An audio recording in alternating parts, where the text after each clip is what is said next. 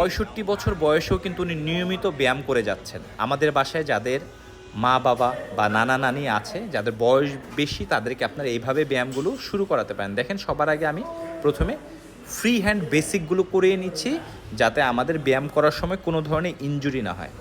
এই যে দেখেন, অনেকের আছে ফ্রোজেন নেক, যাদের একটু বয়স বেশি, ঘাড় নাড়াতে সমস্যা হয়, তখন এইভাবে ধীরে ধীরে ধরে ধরে একটু নেক ফ্রি করে নেবেন। দেখেন, আমি হাত দিয়ে রেখেছি, সামনের দিকে প্রেস করতে বলছি। তো ধীরে ধীরে স্লোলি ব্যায়ামটা করাবেন, ধরিয়ে ধরিয়ে।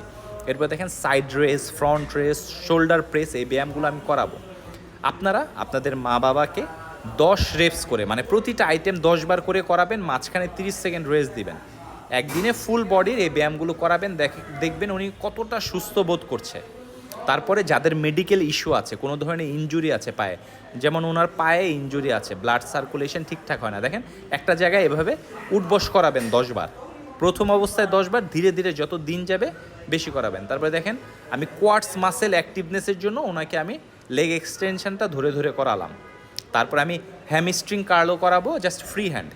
তো এইভাবে আপনারা ব্যায়ামগুলো করাবেন, অন্তত সপ্তাহে ট্রাই করবেন প্রতিদিনই করার, একবার করে যাতে প্রতিদিন করে। তারপর দেখেন, ওনার এই পোর্শনে মানে টোয়ের দিকে ব্লাড সার্কুলেশন ঠিকঠাক নেই, তাই ওনাকে এই ব্যায়ামগুলো করালাম। আপনারাও মা বাবাকে করান, দেখবেন খুব ভালো রেজাল্ট পাবে। ভালো থাকবেন।